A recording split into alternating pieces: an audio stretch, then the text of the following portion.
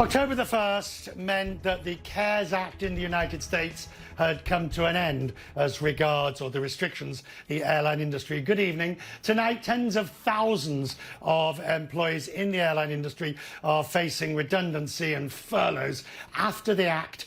The deadline expired last night. This means that the restrictions that the airlines in America had agreed to as a consequence of getting money from the US government had now ended. And they were now free, if needed, to make people redundant. 32,000 jobs are being lost between American and United Airlines. It goes the gamut, from pilots to flight attendants to baggage handlers, counter agents, the whole lot. The CARES Act provisions expired.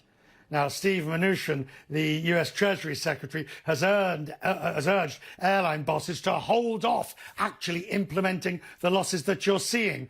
But the airlines don't believe help's coming. Both the CEO of United and the CEO of American wrote to the government saying that if money was forthcoming, then they would forestall or be able to bring back the workers. Sara Nelson is with me, President of the Association of Flight Attendants Union. Sara, it is good to see you. The industry has gone over the cliff, and seemingly Mnuchin says, no, just give us a little bit more time. It's as if people didn't understand what was really going to happen here. You know, revenue has dropped off by 85%, Richard. We have business travel down 96%. The only reason that the airline industry was staying together is because of the CARES Act, because of this payroll support program.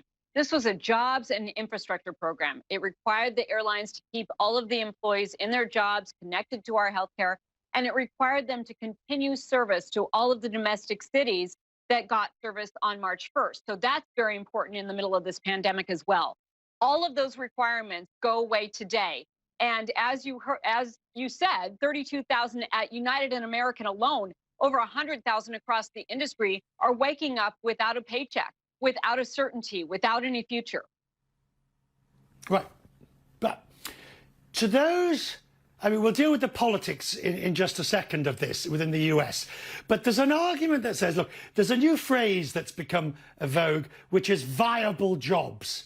The government, in the UK, for example, the government says it will support viable jobs. If the industry cannot support this level of employment and is unlikely to be able to do so without government support for the foreseeable future, how do you square that? Richard, this has nothing to do with the industry being able to support these jobs. This has to do with the fact that we are right in the middle of this crisis. In March, when we put this program in place, everyone expected or hoped that we would be on the road to recovery, that we would have some ability to contain this virus, return to some form of normal activity across all the sectors. And the fact of the matter is that it's not just the airline industry. People don't have a reason to travel. Restaurants are not open. Resorts are not open. Business meetings are not happening. Conventions are not happening.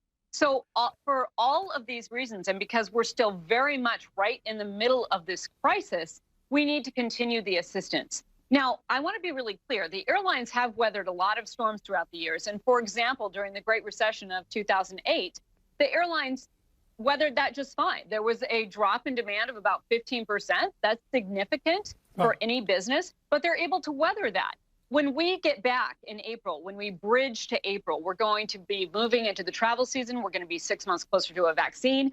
We are going to be 6 months further along in a testing regimen and the ability to get closer to reopening this economy. So these are viable jobs, but if we let them go, these are certified safety professionals with security check, background check, and it requires months, if not years, to get people into these jobs. So if the economy is ready to start up again, but we don't have our airline industry ready to go, we are going to have a much more sluggish return.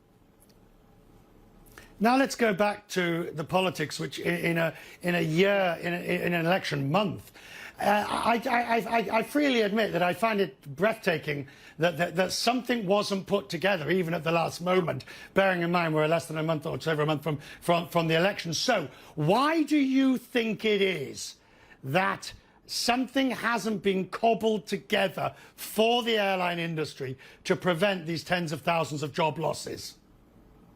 Well, here's the thing. From the most fiscal conservative to the biggest progressive across the spectrum, everyone supports this provision of relief. It's now a proven jobs program that spends less of the public's money to keep people in these jobs connected to our healthcare than taking care of them on the unemployment line. So everyone knows that this is a good program, that's a good use of that money, and for that reason, everyone supports it. They also support the continued infrastructure that the Air Service provides. So there is widespread support from Democrats, Republicans, Independents, and the White House as well.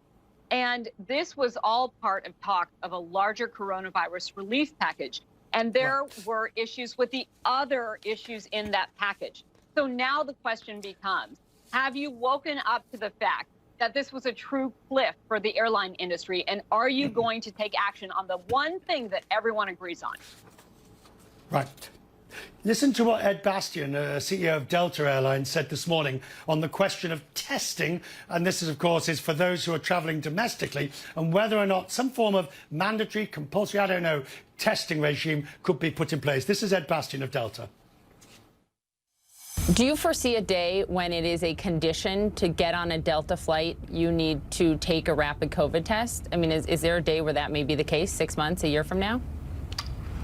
I think internationally it very well may be. Wow. Either a rapid test or evidence of a vaccine or some type of form so that everyone knows they've all been protected. Yeah. And it's maybe not as important only to the people on the plane, Poppy, but really to avoid the quarantines. The thing that's holding traffic back internationally, and in New York, are the quarantine measures. Would you be in favour, particularly internationally, obviously, of some form of, I would say, mandatory testing? Some airlines like Emirates are already requiring that if you go to the Gulf. Would you be in favour of some testing regime? I agree with Ed Bastian. I agree that that has to be in place in order to return and have everyone feel confident. And we are used to, in the airline industry, doing things that we don't do anywhere else. For safety and security. And this is just another example of that. So absolutely we'd be in favor of that, and it's the right thing to do. Sara, thank you for taking time. It's a very busy day for you, I realise that. Let's talk again as this thing moves forward, and hopefully, of course, most of those jobs will be able to come back and they will be safe. So I appreciate it. Sara Nelson of the AFA. Thank you, Richard. Joining me.